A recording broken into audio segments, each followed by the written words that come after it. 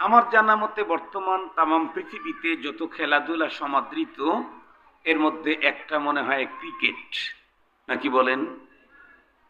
আমরা ছোটবেলা আমরা যখন ছিলাম তখন কিন্তু ক্রিকেট খেলা ছিল না। এ কারণে ক্রিকেট খেলা বুঝি না, শুধু দেখি যে একজন দৌড়াইতেছে বল নিয়ে আর একজন দৌড়াইতেছে লাঠি নিয়ে, এটাই দেখি। আবার মাঝে মাঝে ছক্কা বলে চিল্লানি দেয়। আমরা যখন ছোট ছিলাম তখন যেই খেলাগুলি সমাদৃত ছিল সমাজে, হাডুডু খেলা। হাডুডু খেলা দেখছেন নাকি জীবনে? মজার খেলা, আমরাও খেলেছি ছোটবেলায়। খেলতে গিয়ে নতুন লুঙ্গি ফাটায় নিয়ে আসছি, আর বাসায় ঢোকার সাহস পাই না, লুঙ্গি ফেটে গেছে যে। ছোটবেলায় ফুটবল খেলা আমরাও খেলেছি, তবে আমরা কিন্তু আবার বিদেশি কোনো ইসে যায় খেলিনি, অত বড় খেলোয়াড় আমরা না। খুব ভালো করে কথাগুলি বুঝবেন। তো আমি যেটা দেখি এখন খেলার ভিতরে একটা খেলা খুব সমাদৃত, সেটা হলো ক্রিকেট। এটা সমাদৃত খেলা কেমনে এটা বুঝেছি আমি। ছেলেরা খাটের উপরেও ক্রিকেট খেলে, দেখছেন কি? খাটের উপরেও ক্রিকেট খেলে, ছোট বাচ্চা ঘরের ভিতরেও ক্রিকেট খেলে, একেবারে জাতীয় পর্যায়ে খেলে, আবার ঘরের ভিতরে খাটের উপরেও খেলে। এখান থেকেই বুঝেছি এই খেলা খুব সমাদৃত। এই খেলাটার যে পথ পদ্ধতি আছে তাদের ভিতরে একটা আপনারা দেখেছেন, এই খেলার ভিতরে একজন বল ছুঁড়ে তাকে বলার বলে, আর একজন এই বলটাকে তার হাতে থাকা ব্যাট দিয়ে আঘাত করে তাকে ব্যাটসম্যান বলে, তাই না? মনে হয়। আচ্ছা, ভুল হইলে তো সৌসেজদা দেওয়া লাগবে না? না, এটা ভুল হইলে সৌসেজদা দেওয়া লাগবে? এটা ভুল হইলে সৌসেজদা দেওয়া লাগবে না। ভুল হইলো হইলো, আমি একটা মাস্ট এটা কথা বোঝানোর জন্য বলতেছি। তো যে বল ছুড়ে তাকে দেখেছেন, বল ছোড়ার নির্ধারিত একটা জায়গা আছে, সেখান থেকে তাকে বল ছুড়তে হয়। কিন্তু ওই বল ছোড়ার জন্য অনেক পিছনে যায়, গিয়ে দৌড়ে এসে নির্ধারিত জায়গায় এসে বল ছুড়ে। কেন?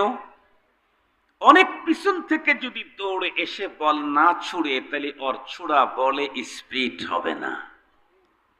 এই জন্য অনেক পিছের থেকে এসে যখন বল ছোড়ে, এ বলে এমন স্পিড হয় উইকেট পড়ে যায়, তাই না? উইকেট পড়ে যায় না? উইকেট পড়ে যায়। জানি না আপনারা কি বুঝতেছেন, মনে হইতেছে যে আমি যে বলদ তার চাইতে আপনারা আরো ইন্টারন্যাশনাল। আমি তো পুরাই বলদ, এগুলা কিছু বুঝি না।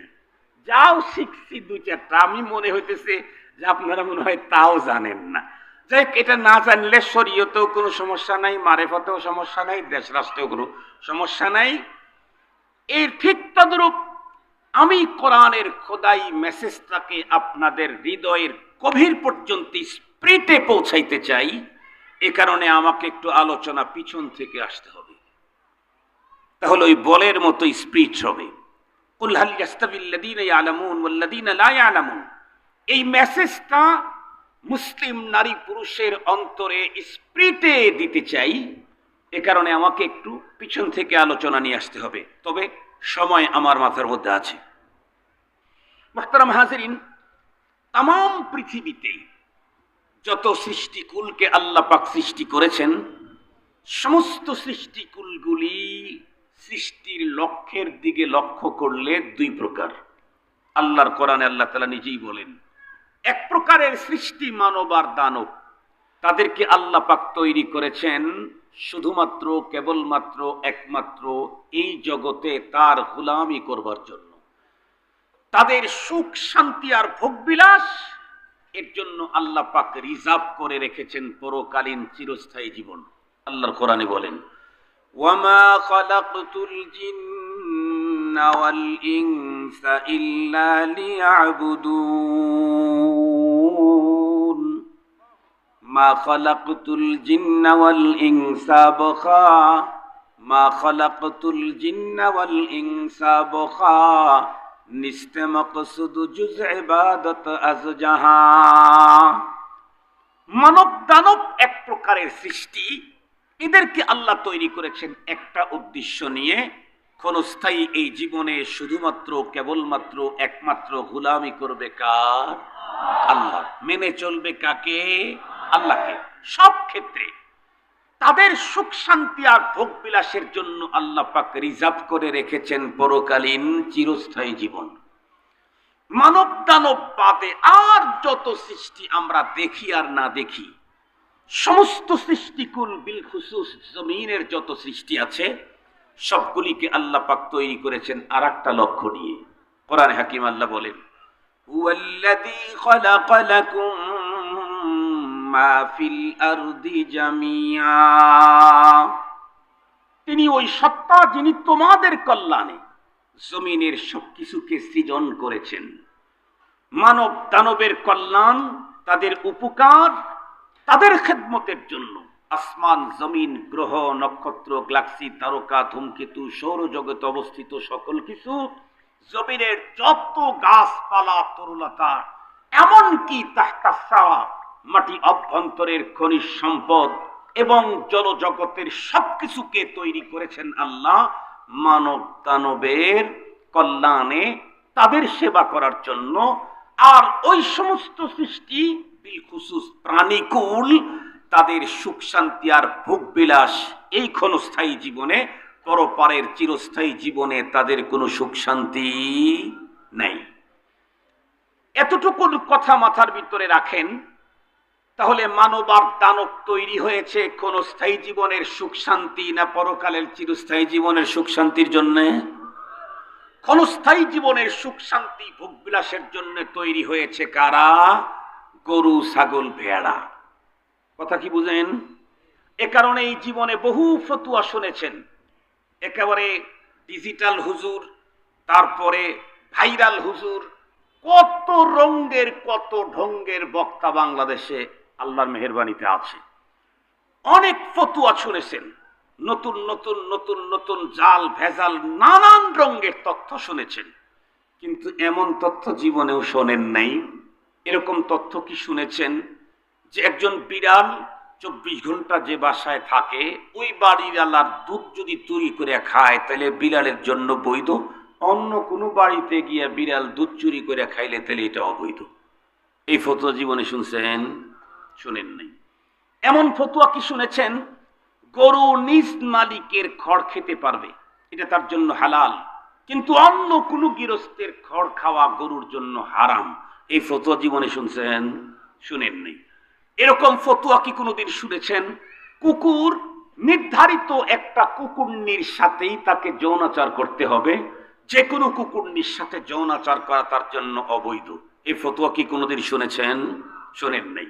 কেন শোনেন নাই? কারণ আমি আগেই বলেছি, কুকুর শুকুর বিড়াল শ্রীগাল যত প্রাণীকুল আছে মানব দানব বাদে সবগুলাকে আল্লাহ পাক তৈরি করেছেন ক্ষণস্থায়ী এই জীবনের সুখ শান্তি ভোগ বিলাস করবে আর মানুষের কল্যাণের কাজে আসবে। পরপারের জীবনে ওদের কোনো সুখ শান্তি ভোগ বিলাস নাই।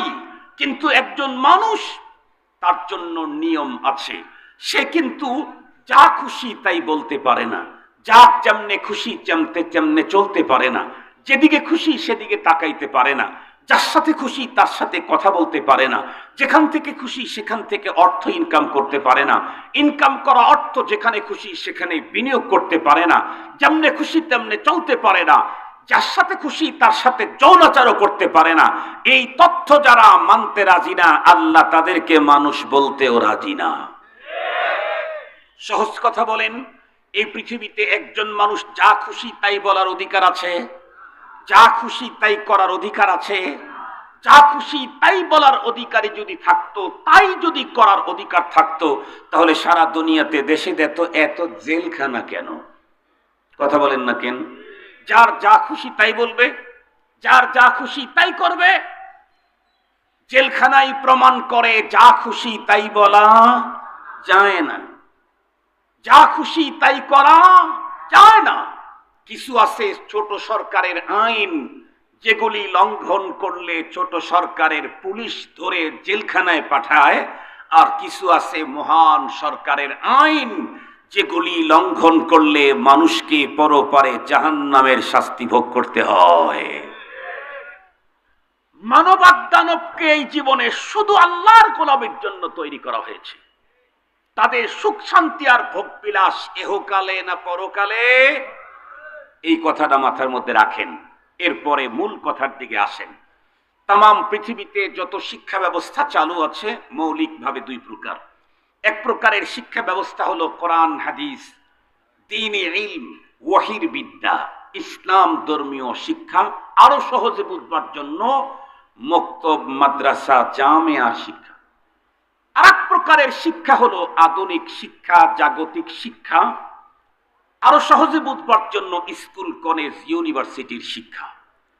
এই দুই শিক্ষা যারা অর্জন করে, এই শিক্ষার পিছনে তাদের কোনো টার্গেট আছে না নাই? যে শিক্ষাই যে অর্জন করুক, এই শিক্ষা অর্জনের পিছনে তাদের টার্গেট আছেই আছে। মুহতারাম হাজিরিন, তাহলে প্রথমেই জিজ্ঞেস করতে চাই, জাগতিক শিক্ষার টার্গেট কি? আপনি যদি আপনার মহল্লা থেকে শুরু করে একেবারে হোয়াইট হাউসে আগে চাকরি করত সেইখানকার সর্বোচ্চ ব্যক্তি পর্যন্ত জাগতিক শিক্ষায় শিক্ষিত লোকদেরকে যদি জিজ্ঞেস করেন, ভাই তুমি MA pass, BA pass, BSc, MSc, BBA, MBA, MBBS, FCPS, FRCS, LLB, এই জাতীয় যা আছে এই ডিগ্রিগুলি কেন অর্জন করেছো? তাম পৃথিবীর একজন জাগতিক বিদ্বান এ কথা বলতে পারবে না যে আমি এই শিক্ষাগুলা অর্জন করেছি, এই শিক্ষার ডিগ্রি থাকলে মরণের সময় কালেমা নসিব হবে, এজন্য আমি BA পাস করেছি। একজন বলতে পারবে? একজন বলতে পারবে যে আমি LLB করেছি, এই কারণে LLBর সনদ থাকলে মরণের পরে আমার আব্বা আম্মার মাথার মধ্যে সম্মানের মুকুট পরিয়ে দেওয়া হবে, এজন্য LLB করেছি। বলতে পারবে? FCPS, FRCS সর্বোচ্চ মেডিকেল সায়েন্সের ডিগ্রি, এই ডিগ্রি অর্জন করেছি। একজন ডাক্তারি কথা বলতে পারবে না যে আমি এই কারণে অর্জন করেছি, FRCS ডিগ্রি থাকলে নিজে জান্নাতে যাওয়া যায়, আরো 5 জনকে সুপারিশ করার অধিকার পাওয়া যায়, এজন্য FRCS করেছি। বলতে পারবে কি? বরং সব ডিগ্রির মূল টার্গেট হলো ক্ষণস্থায়ী জীবনের সুখ শান্তি আর ভোগবিলাস। যেই জীবনের সুখ শান্তির জন্য মানুষকে তৈরি করা হয় নাই, ক্ষণস্থায়ী জীবনের শান্তি ভোগবিলাসের জন্য তৈরি করা হয়েছে, কথা বলেন না কেন, গরু, ছাগল, অন্য প্রাণীকুলকে। আমাকে তৈরি করা হয়েছে পরপারের চিরস্থায়ী জীবনের সুখ শান্তির জন্য।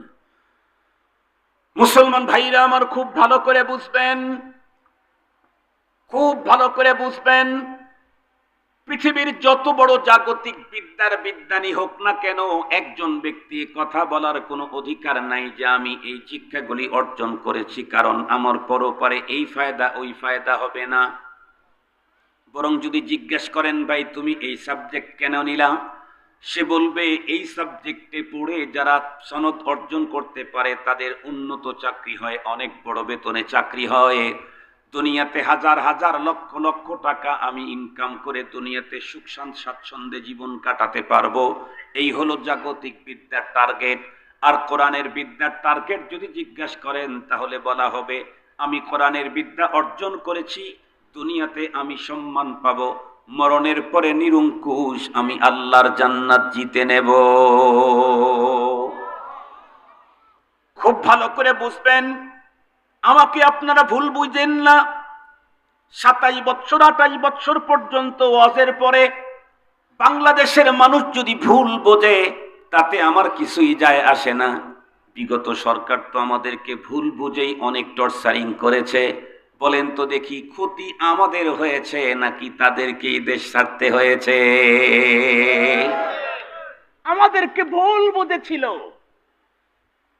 আমাদের তেমন ক্ষতি হয় নাই, ক্ষতি তো তাদেরই হয়েছে। কি সাজানো গোছানো বাড়ি, শুধুই কি বাড়ি, কি মজার রান্না করা খাবার তাও খেতে পারে নাই। ভুলে গেছেন নাকি? 1 বছর পার হয়ে গেছে। আগামী দিনে যারা ক্ষমতায় আসবে জেনে রাখতে হবে সিস্টেম কিন্তু একটাই, পৃথিবী বড় প্রতিশোধ পরায়ণ, পৃথিবী বড় প্রতিশোধ পরায়ণ। আগামী দিনে যারা ক্ষমতার স্বপ্ন দেখছেন, উলামায়ে কেরাম আহলুল্লাহদের সাথে ওই রকম আচরণ করলে ও তো রান্না করা খাবার রেখে গেছে, রান্না করার টাইমও পাবেন না। এখন থেকেই সোজা হয়ে যান। মুসলমান ভাইরা আমার খুব ভালো করে বুঝবেন, আমি জাগতিক বিদ্যা বিরোধী নই। এই জগতে চলতে গেলে জগতে বিদ্যা কেমন প্রয়োজন বন্ধুরা আমার, পানিতে চলতে গেলে নৌকার জাহাজের যেমন প্রয়োজন, নৌকার জাহাজ ছাড়া যেমন পানির, বন্ধুরা আমার পানির জগতে চলা সুন্দর হয় না, জাগতিক বিদ্যা ছাড়াও বন্ধুরা আমার জগতে চলাটা অনেক সুন্দর হয় না। জাগতিক বিদ্যা দিয়ে কোনো লাভ হয় নাই তা আমি কোনোদিনও বলি না বন্ধুরা আমার, কারণ আমরা আজকে এক মাদ্রাসায় গেলাম, সেখানে 2 তলা 3 তলার মধ্যে খাবারের ব্যবস্থা। জিজ্ঞাসা করতে চাই 3 তলা বিল্ডিং কোন শাইখুল হাদিসের আবিষ্কার নাকি একজন প্রকৌশলীর আবিষ্কার? 5 তলার উপরে সেজদা করতে পারছি, এটা মুফতি সাহেবের আবিষ্কার না, এটা প্রকৌশলীর আবিষ্কার। এটা অবশ্যই দরকার, কিন্তু মনে রাখবেন জাগতিক বিদ্যা দেয়া একজন মানুষ দামি হয়, কিন্তু দামি হইতে লম্বা টাইম লাগে এবং এই দামটা চিরকাল পর্যন্ত থাকে না। সহজে বুঝবার জন্য বলি, আপনারা আপনাদের কোনো একজন সন্তানকে বর্তমান জাগতিক বিদ্যার স্ট্যান্ডার্ড প্রতিষ্ঠান হলো KG, kindergarten, pre cadet school, এই জাতীয় কোনো একটা স্কুলের ভিতরে আপনি আপনার সন্তানকে ভর্তি করিয়ে দিলেন। প্রথম পড়বে প্লে, তারপরে নার্সারি, এরপরে কেজি 1, 2, 3, কেজি 1, 2, 3 পর্যন্ত পড়তে 5টা বছর চলে গেল। 5 বছর পর্যন্ত আপনার সন্তানকে কেজি স্কুলে ভর্তি করায় শিক্ষার জ্ঞান বন্ধুরা আমার জ্ঞান অর্জন করানোর পরে এখন যদি তাকে আর পড়তে না দেন, ওখান থেকে যদি তারে সরায় নিয়ে আসেন, বলুন তো দেখি 5 বছর পর্যন্ত জ্ঞান অর্জন করে আপনার সন্তানটা কি পরিমাণে দামি হয়েছে। এখন কি কোনো ব্যাংকের চাকরি করতে পারবে? ফ্যানটা একটু বাতাস আসে না কেন? এখন কি কোনো ব্যাংকের চাকরি করতে পারবে? কোনো দোকানের ম্যানেজমেন্টই করতে পারবে? তার মানে 5 বছর পর্যন্ত আপনার সন্তান একটা শিক্ষার পিছনে সময় ব্যয় করবার পরে এখনো দুনিয়াতেই তেমন কোনো দাম হয় নাই।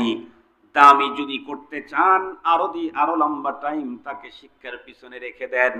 পিএসসি করলে একটা ডিগ্রি অর্জন হলো, জিএসসি করলে আরো একটু দাম বাড়লো, এসএসসি করলে আরো একটু দাম বাড়লো, এইচএসসি করলে আরো একটু দাম বাড়লো, বিএ পাস করলে আরো দাম বাড়লো, বিবিএ এমবিএ করলে আরো দাম বাড়লো, এলএলবি করলে আরো দাম বাড়লো, এমবিবিএস করলে দাম বাড়লো, বিসিএস বন্ধুরা আমার ক্যাডার করলে দাম বাড়লো, বিসিএস স্বাস্থ্য বন্ধুরা আমার করলো দাম বাড়লো, এফআরসিএস করলো দাম বাড়লো।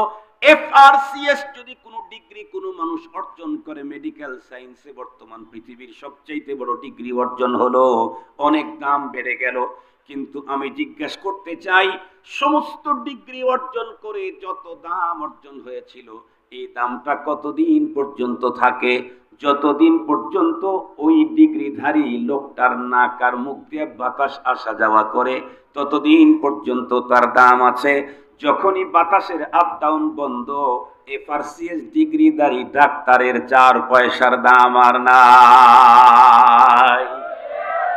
যত বড় এলএলবি, এলএলবি, বিবিএ, এমবিএ করুক না কেন, তারপরে আরো কত ডিগ্রি এখন পৃথিবীতে আবিষ্কার হয়েছে, সব ডিগ্রিগুলি শেষ হয় কখন?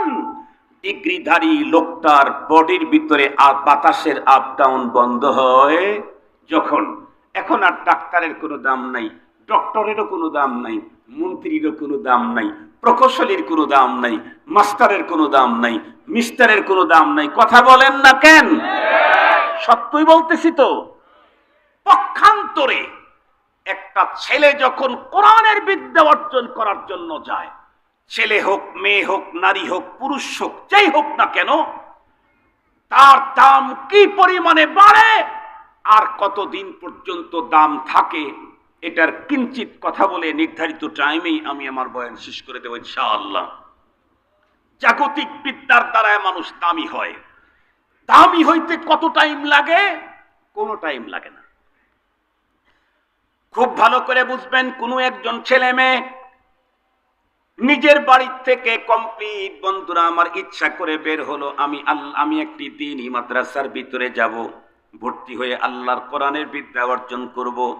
এখনো পর্যন্ত মাদ্রাসায় যায় নাই, এখনো পর্যন্ত ফর্ম ফিল আপ করে নাই, শুধুমাত্র বাড়ি থেকে কোরআনের ইলম অর্জন করার নিয়ত করে ঘর থেকে বের হলো, তখন থেকেই তার মর্যাদা বাড়া শুরু হলো।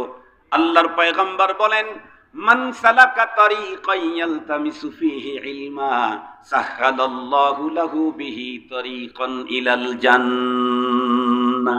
আল্লাহু আকবার বলেন।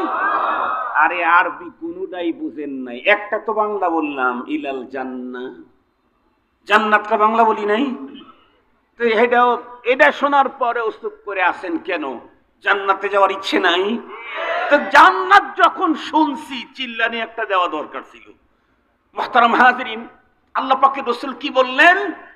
তোমাদের যে কেউ যে কোনো বয়সের, যে কোনো ফ্যামিলির, যে কোনো ঘরানার, যে কোনো লেভেলের কোনো একজন মানুষ আল্লাহর দ্বীন কোরআনের ইলম অর্জন করার জন্য সে যখন পায়চারি করে, তোমরা তাকে জমিনের ভিতরে পদচারণা দেখলেও এই পথ চলার মাধ্যমে আল্লাহ তার জান্নাতের রাস্তাকে আসান করে দেয়। আমরা তো জান্নাতের জন্যই সবকিছু, এ মসজিদ, মাদ্রাসা, ওয়াজ, কথা বলেন না কেন, হজ, নামাজ, রোজা, যাকাত, কুরবানি, জিহাদ, সবই তো জান্নাতের আশায়। এটা শুরু হলো কখন থেকে? একজন মানুষ কোরআনের বিদ্যা অর্জন করার জন্য ঘর থেকে বের হলো। আপনি দাদা হয়ে গেছেন, এখন আপনার অন্তরের ভিতরে আবেগ তৈরি হয়েছে, মারকাজুল কোরআন ওয়াস সুন্নাতে গিয়ে আমিও কোরআন শিখব। প্রথম দিন যখন ঘর থেকে বের হয়ে মারকাজুল কোরআন ওয়াস সুন্নার দিকে অগ্রসর হলেন, এই পথচারী জমিনের ভিতরে পথ চললেও মূলত ওর রাস্তা জান্নাতের দিকে আগায়া যাচ্ছে। এরপরে ওই লোকটা যখন হাঁটি হাঁটি পা পা করে মাদ্রাসায় চলে গেল, এক পর্যায়ে ওস্তাদকে ডেকে বলো, ওস্তাদজি আমাকে আপনি আপনার মাদ্রাসার ছাত্র হিসেবে গ্রহণ করে নেন।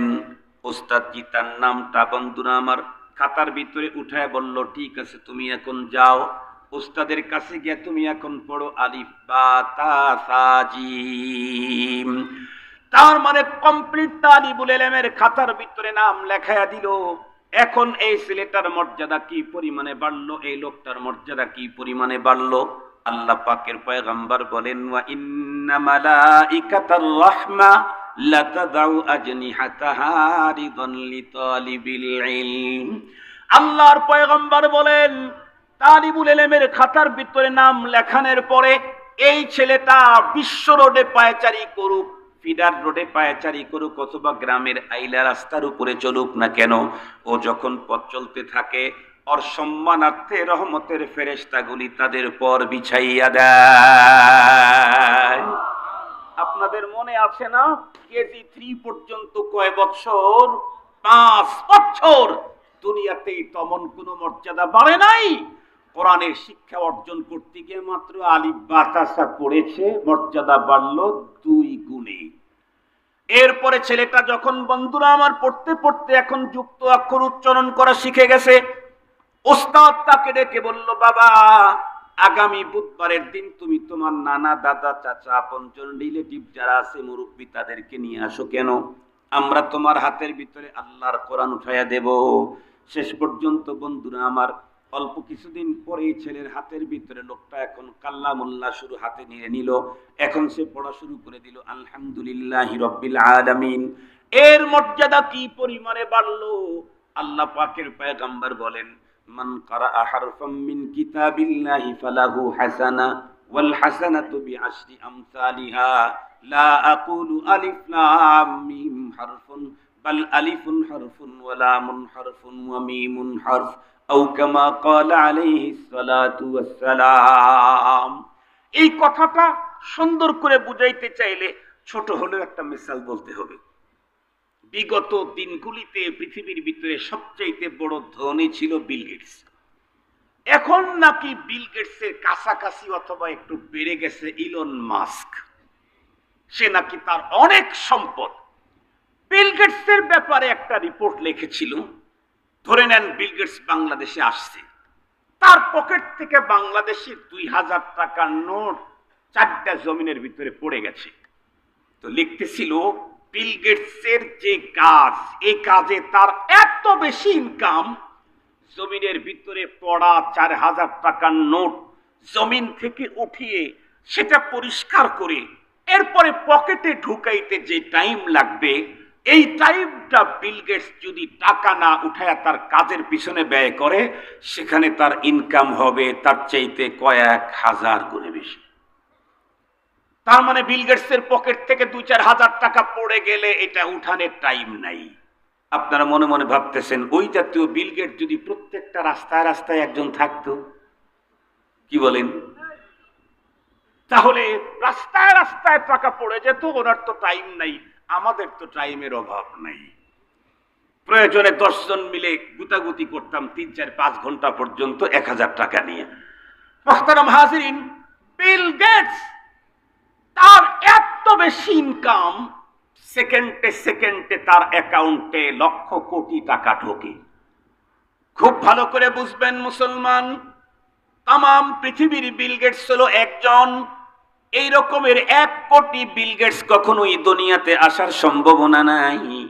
কিন্তু বন্ধুরা আমার, এই পৃথিবীতে হাজার হাজার কোটি বন্ধুরা আমার কোরআনে পাকের আহাল হতে পারে, বন্ধুরা আমার কোরআনে পাকের তেলাওয়াতকারী হতে পারে। কোন একজন মুসলমান যখন আল্লাহর কালামুল্লাহর তেলাওয়াত অর্জন করে, করার যোগ্যতা অর্জন করে, তার দাম কি পরিমাণে বাড়লো। আল্লাহর পয়গম্বরের আরেকটা হাদিসে শুনায় দেই, কোন মানুষ যদি আল্লাহর কোরআনকে বিশুদ্ধ পড়ে, প্রতি অক্ষরে 70টি করে নেকি হয়। কোন মানুষ যদি আল্লাহর কোরআনকে শুদ্ধ করে, প্রতি অক্ষরে 10টা করে নেকি হয়। কোন মানুষ যদি আল্লাহর কোরআনকে শুদ্ধ বিশুদ্ধ মিলে পড়ে, প্রতি অক্ষরে 40টি করে নেকি হয়। বিসমিল্লাহির রহমানির রহিম বলুন তো দেখি, আমি বিসমিল্লাহ পড়েছি, তাতে কি 10 সেকেন্ড সময় পার হয়ে গেছে নাকি? যায় নাই।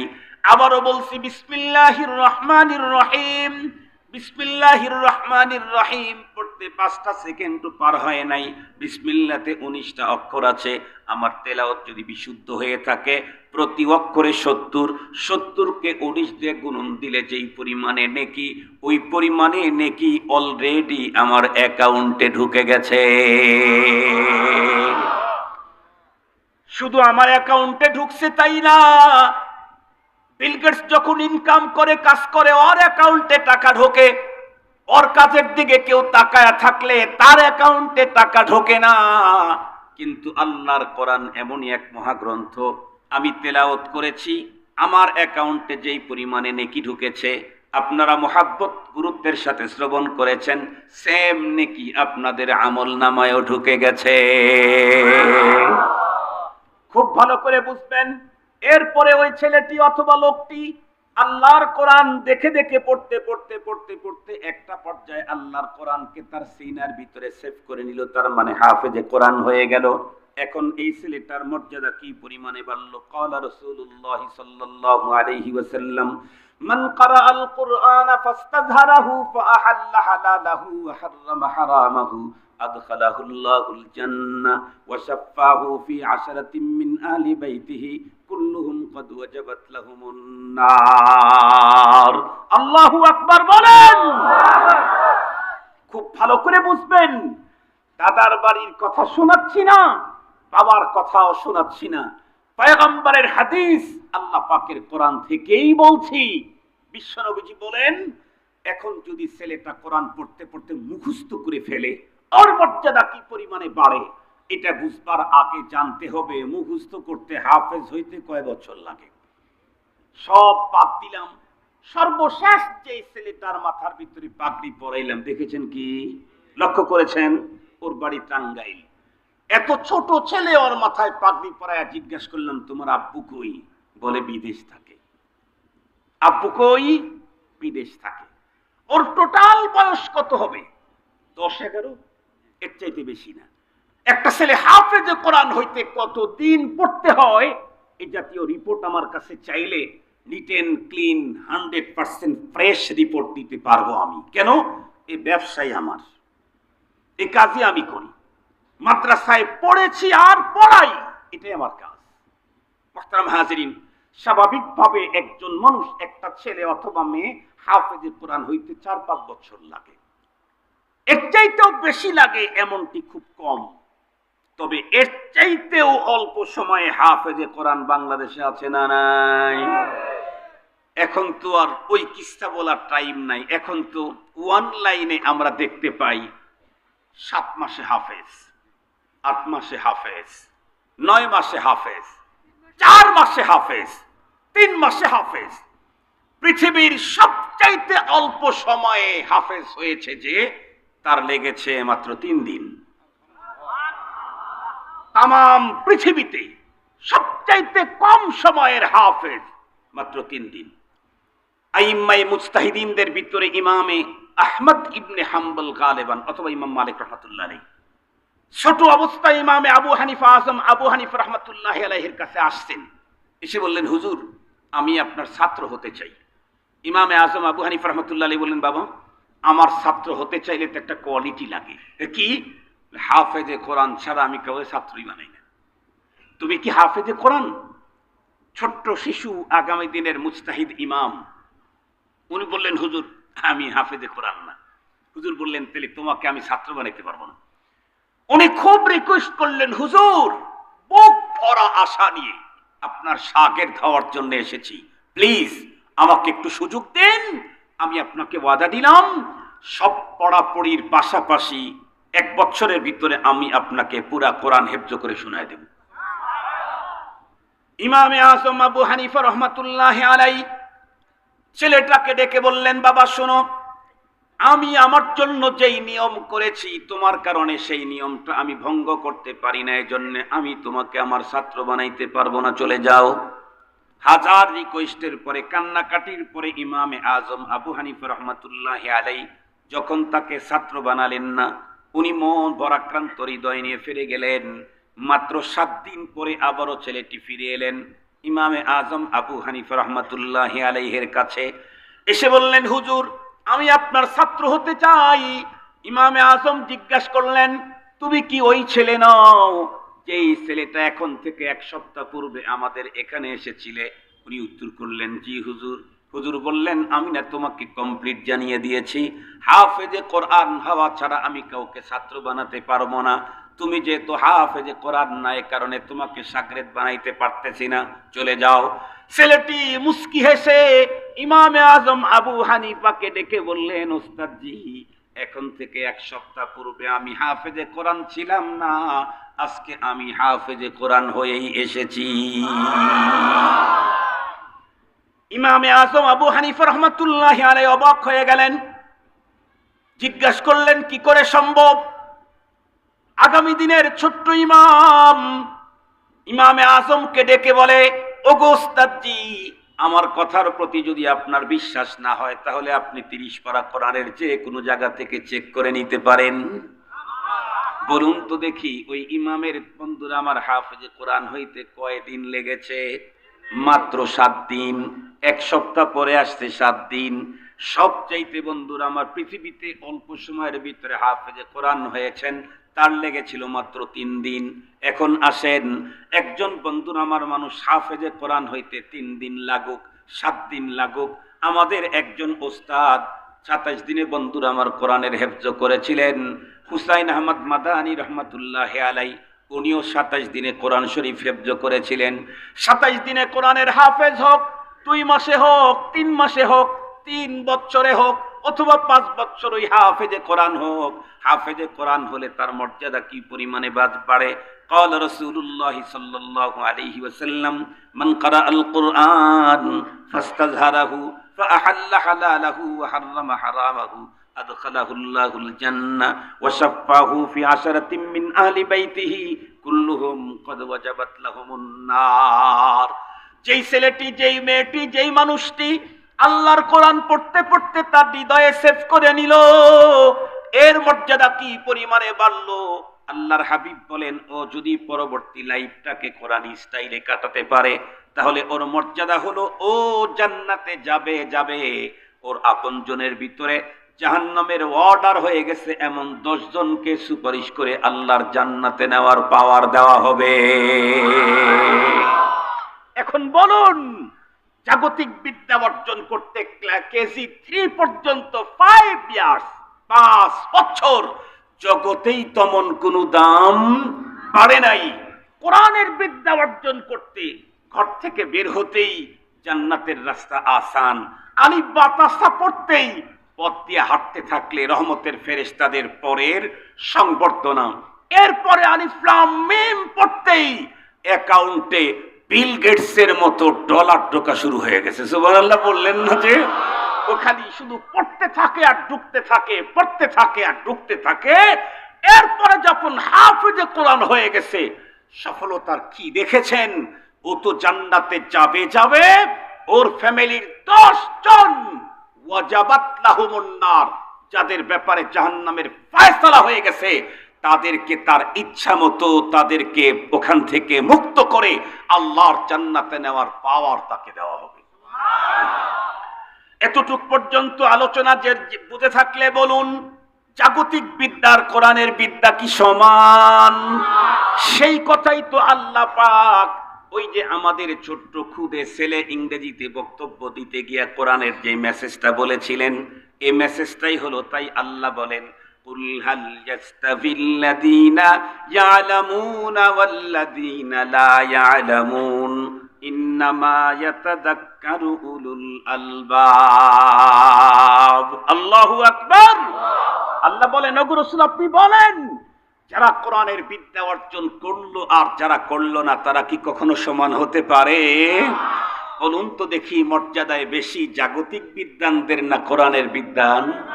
কোরআনের বিদ্বান শুধুমাত্র কেবলমাত্র দুনিয়াতেই এ পর্যন্তই দাম বাড়লো না, দাম বাড়তেই থাকবে হাত্তাকে মৃত্যুর টাইম যখন ঘনিয়ে আসবে। যত বড় এমপি মন্ত্রী 10 বারের 12 বারের 14 বারের, দাদাও ছিল 50 বছর রাষ্ট্রপ্রধান, বাবাও ছিল 60 বছর রাষ্ট্রপ্রধান, তার নাতি 120 বছরের রাষ্ট্রপ্রধান। মৃত্যুর সময় আজরাইল আসতে যদি বলে আমার দাদাও 50 বছর, বাবা 55, আমি 155 বছর, আজরাইল যাই করো কিন্তু সাবধান, কাজ হবে না। কথা বলেন না, কাজ হবে কি? আরো জোরে বলেন, কাজ হবে না। আজরাইলের চোখ দেখলেই একবার এই দিক আবার ওই দিক, আবার উঠবে আবার বসবে, পানি দাও, এই চিল্লানি শুরু করবে। যদি ঈমান না থাকে, যদি ঈমান না থাকে, পক্ষান্তরে কোরআনওয়ালা ব্যক্তির মৃত্যুর সময় ঘনায় যখন আসে, তখন আল্লাহ পাক রব্বুল আলামিন বক্তা প্রকৃতির আজরাইলকে পাঠায় দেয়, যে আজরাইল ভালো ওয়াজ করতে পারে। আল্লাহ ইনফরমেশন করেন, যাও সাহিবুল কোরআন ও আমার পরিবারের। আল্লাহ পাকের রাসূল বলেন, ইন্না লিল্লাহি আহলিনা মিনান নাস কিলা মান হুম ইয়া রাসূলুল্লাহ ক্বালা আহলুল কোরআন। এই পৃথিবীতে আল্লাহর পরিবার ভুক্ত কিছু লোক আছে। সাহাবায়ে কেরাম জিজ্ঞেস করলেন, আল্লাহর পরিবারের লোক কারা? কুল হুয়াল্লাহু আহাদ আল্লাহুস সামাদ লাম ইয়ালিদ ওয়া লাম ইউলাদ ওয়া লাম ইয়াকুল লাহু কুফুয়ান আহাদ। এখানে আবার আল্লাহর পরিবারের লোক আসে কোথা থেকে? নবীজি বললেন, যারা কোরআনওয়ালা তারাই আল্লাহওয়ালা, তারা আল্লাহর পরিবারের লোক। আল্লাহর পরিবারের লোক যাও কোরআনওয়ালার কাছে, যাই তুমি তার জান কবজ করো না, আগে গিয়ে তার সাথে হৃদ্যতা করো, তার সাথে আন্তরিকতা তৈরি করো, তার সাথে মুহাব্বত তৈরি করো।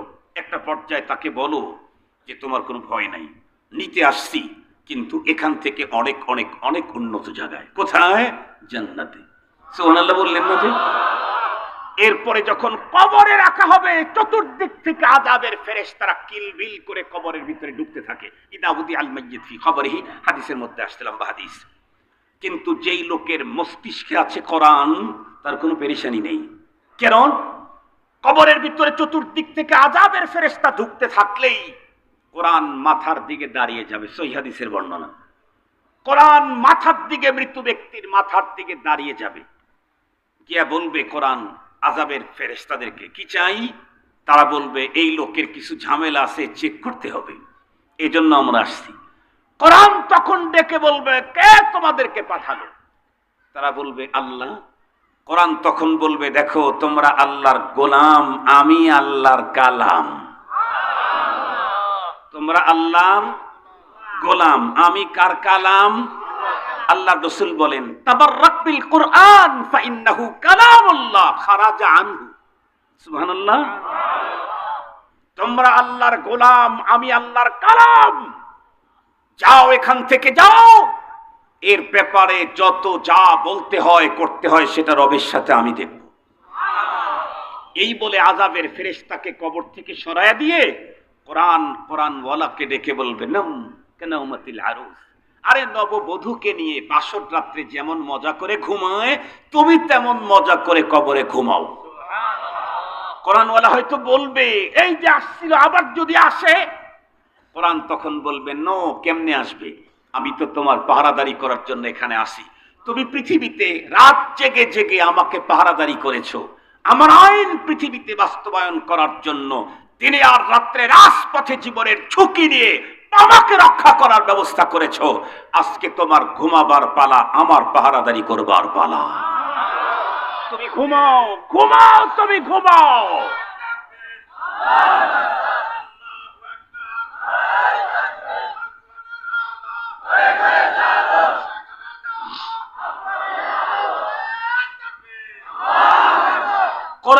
কোরআনওয়ালাকে বলবে তুমি আরামে ঘুমাও, আমি পাহারাদারি করব। শুধু কি কবরেই পাহারাদারি করে পরে হাসরের ময়দানে ছেড়ে দিবে? না না না, আল্লাহর আদালতে গিয়ে কোরআনওয়ালার পক্ষে যখন ওকালতি করবে, স্পষ্ট হাদিসের বর্ণনা দেখেন কিতাবে এসেছে, আখিরাতে নবীগণ সুপারিশ করবেন, ওলিগণ সুপারিশ করবেন, হাজীগণ সুপারিশ করবেন, হাফেজে কোরআন সুপারিশ করবেন, পীর বুজুর্গরা সুপারিশ করবেন, আরো কত সুপারিশকারী আখিরাতে পাওয়া যাবে। তবে সবচাইতে পাওয়ারফুল সুপারিশ হলো আল্লাহর কালামের। এর চাইতে পাওয়ারফুল সুপারিশ হাসরের ময়দানে আর কারো হবে না। এই জন্য মুহতারাম, যতটুকু জানলেন তা থেকে বলুন, জাগতিক বিদ্যার কোরআনের বিদ্যা সেম। আরো জোরে বলেন। আল্লাহ তাই বলেছেন, কুল হাল ইয়াস্তাবিল্লাযীনা ইয়ালামুন ওয়াল্লাযীনা লা ইয়ালামুন ইন্নামা ইয়াতাযাক্কারু উলুল আলবাব। কোরআনের বিদ্যার জাগতিক বিদ্যা কখনোই সমান হতে পারে না। তবে এই তথ্যটা পৃথিবীর বন্ধুরা আমার যত বড় তত্ত্ববিদ হোক না কেন সকলেরই বুঝে আসবে না। কেবলমাত্র তাদের বুঝে আসবে যাদের মস্তিষ্ক আল্লাহ প্রদত্ত মস্তিষ্ক, যাদের ইনটেক আছে, যাদের মস্তিষ্কে ইরতিদাদের জার্ম ঢুকানো হয় নাই, যাদের বন্ধুরা আমার মস্তিষ্কের ভিতরে নেফাকের ইনজেকশন ঢুকানো হয় নাই, যাদের মস্তিষ্কের ভিতরে দাদা বাবুদের ইনজেকশন ঢোকে নাই, যাদের মস্তিষ্কের ভিতরে সাদা চামড়ার লোকদের ইনজেকশন ঢোকে না, যার মস্তিষ্কে অন্যদের ইনজেকশন পুশ হয়েছে, ওয়াগার সাদবাবে হিকমত পেশে নাদা পাখানি আয়া দশবাজি চাদার গোশ, ওদের কাছে কোরআনের ওই যে কথা আছে না, চোরায় মানে না ধর্মের কাহিনী, ওদের সামনে এটা বুঝে আসবে না। এটা তো বুঝে আসবে তাদের যাদের আল্লাহ প্রদত্ত মস্তিষ্ক ঠিক আছে। আলহামদুলিল্লাহ, আল্লাহ প্রদত্ত মস্তিষ্ক আমাদের ঠিক আছে, তাই আমরা কোরআনের বিদ্যার মতো পৃথিবীর কোন বিদ্যা সমান হতে পারে না, ধারে কাছেও যেতে পারে না। সেই কোরআনের বিদ্যার একটা সুন্দর অত্যন্ত চমৎকার এক দ্বীনি বিদ্যাপীঠ এখানেই পাশেই তো মাদ্রাসা ক্যাম্পাস। এই মাদ্রাসা ক্যাম্পাস কোরআনের বিদ্যালয় আপনাদের কাছে আমানত রেখে গেলাম, যথাযথ হেফাজতের ব্যবস্থা করবেন। কোরআনই আপনাদেরকে কবরে পাহারাদারি করে আল্লাহর আদালতে ওকালতি করে আল্লাহর জান্নাতে পৌঁছায় দেওয়ার ব্যবস্থা করবে। ওয়া আখিরু দাওয়ানা আনিল হামদুলিল্লাহি রাব্বিল আলামিন। ওয়াসসালামু আলাইকুম ওয়া রাহমাতুল্লাহি ওয়া বারাকাতুহু।